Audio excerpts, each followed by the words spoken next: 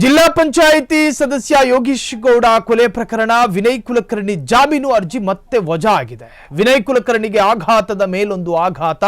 ಜಾಮೀನು ಕೋರಿ ಕುಲಕರ್ಣಿ ಸಲ್ಲಿಸಿದ್ದ ಅರ್ಜಿ ವಜಾ ಆಗಿದೆ. ಜಿಲ್ಲಾ ಪಂಚಾಯಿತಿ ಸದಸ್ಯ ಯೋಗೀಶ್ ಗೌಡನ ಕೊಲೆ ಬ್ರೂಟಲ್ ಮರ್ಡರ್ ಆ ಪ್ರಕರಣಕ್ಕೆ ಸಂಬಂಧಪಟ್ಟ ಹಾಗೆ ವಿನಯ್ ಕುಲಕರ್ಣಿ ಈಗ ಪರಪ್ಪನ ಅಗ್ರಹಾರ ಜೈಲು ಸೇರಿದ್ದಾರೆ. ಅವರು ಜಾಮೀನು ಅರ್ಜಿಯನ್ನು ಹಾಕೊಂಡಿದ್ರು, ಅದನ್ನ ತಿರಸ್ಕಾರ ಮಾಡಿದೆ ಘನ ನ್ಯಾಯಾಲಯ.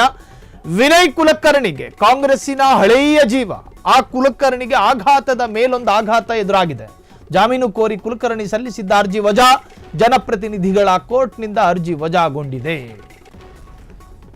ವಿನಯ್ ಕುಲಕರ್ಣಿ ಅರ್ಜಿಗೆ ಸಿಬಿಐ ಕೂಡ ಆಕ್ಷೇಪಣೆ ಎತ್ತಿತ್ತು.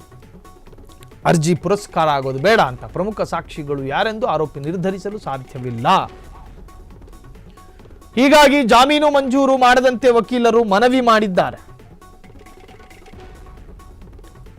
ವಾದ ಪ್ರತಿವಾದ ಆಲಿಸಿದ ಜನಪ್ರತಿನಿಧಿಗಳ ವಿಶೇಷ ನ್ಯಾಯಾಲಯ ಇದೇ ಪ್ರಕರಣದ ಮತ್ತೋರ್ವ ಆರೋಪಿ ಚಂದ್ರಶೇಖರ್ ಇಂಡಿಗೆ ಜಾಮೀನು ಮಂಜೂರು ಮಾಡಿದೆ.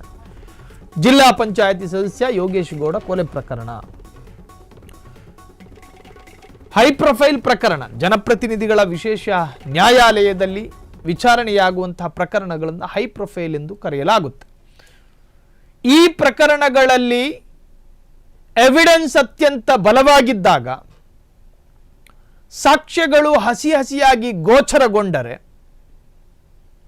ಮರ್ಡರ್ನಂತಹ, ಪೋಕ್ಸೋ ಪ್ರಕರಣಗಳಂತಹ, ಅಟ್ರಾಸಿಟಿ ಪ್ರಕರಣಗಳಂತಹ ಕ್ರೈಮ್ಗಳಿಗೆ ಜಾಮೀನು ಸಿಗೋದು ಕಷ್ಟ ಆಗುತ್ತೆ. ಅದೇ ತರಹ ವಿನಯ್ ಕುಲಕರ್ಣಿ ಮರ್ಡರ್ ಕೇಸ್ನಲ್ಲಿ ಒಳಗೋದವರು. ಈ ಪ್ರಕರಣದ ಎಫ್ಐ ಆರೋಪಿಗೆ ಜಾಮೀನು ಸಿಕ್ತು, ಆದರೆ ಈ ಪ್ರಕರಣದ ಅತಿ ಸಮೀಪದ ಆರೋಪಿ ಕುಲಕರ್ಣಿಗೆ ಜಾಮೀನು ನಿರಾಕರಣೆ ಆಗಿದೆ.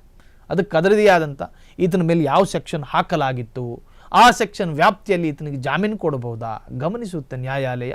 ಅದರ ಆಧಾರದಲ್ಲಿ ಈ ಸೆಕ್ಷನ್ ಹಾಕಿರುವುದರಿಂದ ಈ ಸೆಕ್ಷನ್ ಅತ್ಯಂತ ಸೆನ್ಸಿಟಿವ್ ಎಂದು ಕರೆಸಿಕೊಳ್ಳುತ್ತೆ.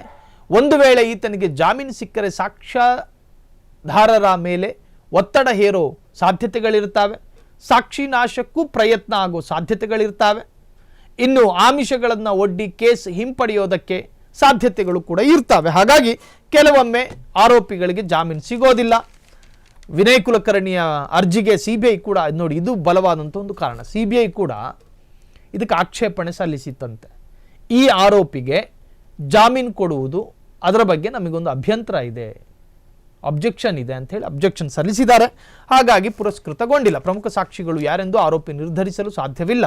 ಹೀಗಾಗಿ ಜಾಮೀನು ಮಂಜೂರು ಮಾಡದಂತೆ ವಕೀಲರು ಮನವಿಯನ್ನು ಮಾಡಿದ್ರು. ವಾದ ಪ್ರತಿವಾದ ಆಲಿಸಿದ ಜನಪ್ರತಿನಿಧಿಗಳ ವಿಶೇಷ ನ್ಯಾಯಾಲಯ ಇದೇ ಪ್ರಕರಣದ ಮತ್ತೋರ್ವ ಆರೋಪಿ ಚಂದ್ರಶೇಖರ್ ಅವರಿಗೆ ಜಾಮೀನು ಮಂಜೂರು ಮಾಡಿತು, ಆದರೆ ವಿನಯ್ ಕುಲಕರ್ಣಿ ಅವರಿಗೆ ಮಂಜೂರಾಗಲಿಲ್ಲ.